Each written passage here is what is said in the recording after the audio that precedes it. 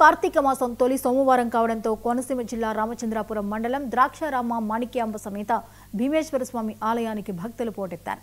ఉదయం నుంచి స్వామివారి దర్శనం కోసం భక్తులు పెద్ద ఎత్తున తరలివస్తున్నారు. దీంతో ఆలయ ప్రాంగణమంతా శివనామ స్మరణాలతో మారుమోగుతోంది. కార్తీక మాసంలోని తొలి సోమవారానికి హిందూ శాస్త్రాల్లో విశేషమైన ప్రాధాన్యం ఉంది. ఈ రోజు పరమశివుడు అత్యంత సాన్నిధ్యంగా ఉంటాడని పురాణాలు పేర్కొంటున్నాయి. ఈవేళ ఉపవాసం ఉండి శివలింగానికి నెయ్యి వేసి దీపం వెలిగించి బిల్వదళాలతో పూజ చేస్తే పాప విమోచనం కలుగుతుందని భక్తుల నమ్మకం.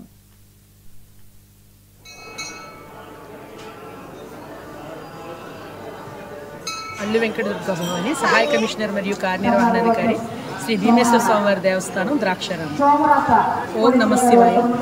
పంచారామ క్షేత్రమైనటువంటి ద్రాక్షారామం శ్రీ మాణిక్యాంబ సమేత శ్రీ భీమేశ్వర స్వామివారి దేవస్థానంలో కార్తీక మాసం తొలి సోమవారం సందర్భంగా ఇక్కడ ఇచ్చేసేటువంటి భక్తులందరికీ కూడా ఉచిత దర్శనంతో పాటు విశిష్ట దర్శనం, శీఘ్ర దర్శనాన్ని కూడా ఏర్పాటు చేయడం జరిగింది.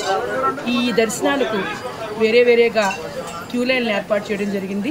ఈ క్యూ లైన్లో వచ్చేటువంటి భక్తులు ఎటువంటి ఇబ్బందులు పడకుండా ఉండే విధంగా వారి ఈ వర్షం వచ్చేటువంటి సూచనలు ఉన్నందున వాటర్ ప్రూఫ్ పెండాల్స్ కూడా మేము ఏర్పాటు చేయడం జరిగింది. అలాగే తాగునీటి సదుపాయం ఎక్కడికక్కడ సేవా సంఘం వారి సహకారంతో వారికి పంపిణీ చేయడం జరుగుతుంది. ఇక్కడ ఇచ్చేసేటువంటి భక్తులకు మనవి ఏంటంటే ఇక్కడ శీఘ్రంగా దర్శనాన్ని ఏర్పాటు చేయడానికి మీరందరూ కూడా దేవస్థానం సిబ్బందితో సహకరించవలసిందిగా కోరుతున్నాము. సుమారుగా ఈరోజు ఒక 25,000 వరకు భక్తులు రావచ్చనేటువంటి ఒక ప్రాథమిక అంచనా ఉంది. కాబట్టి భక్తులందరూ కూడా ఈరోజు ఈ పర్వదినం సందర్భంగా శ్రీ స్వామివారి అమ్మవారిని దర్శించుకుని వారి కృపకు పాత్రలు కావాలని కోరుతున్నాము.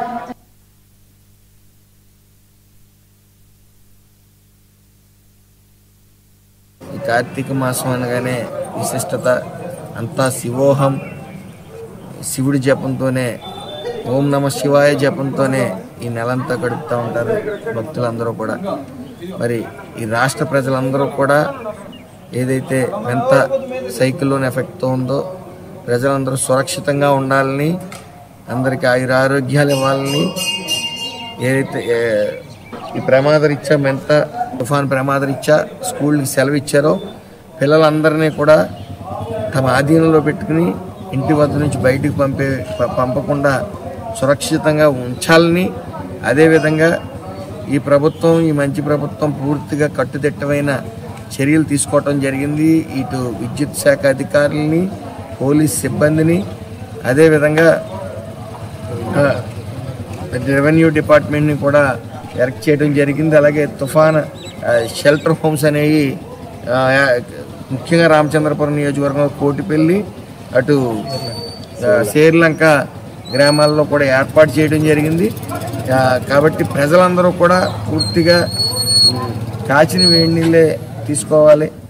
అదేవిధంగా ఈ డెంగ్యూ, మలేరియా ఇలాంటి అంటువ్యాధి ఈ వ్యాధులు వారిని పడకుండా తగు జాగ్రత్తలు తీసుకుంటారని, పూర్తిగా అందరూ సురక్షితంగా ఉండాలని, అలాగే ఆ భీమేశ్వర స్వామి ఆశీస్సులు మరి మెండుగా ఈ ఏదైతే ఆంధ్ర రాష్ట్రాన్ని సుందర ఆంధ్ర రాష్ట్రంగా తీర్చిదిద్దేందుకు చంద్రబాబు నాయుడు గారు, పవన్ కళ్యాణ్ గారు, లోకేష్ గారు నిరంతరం కృషి చేస్తూ ఉన్నారు. ఇవి ఇప్పటివరకు అప్డేట్స్. మరిన్ని అప్డేట్స్తో మళ్ళీ కలుద్దాం.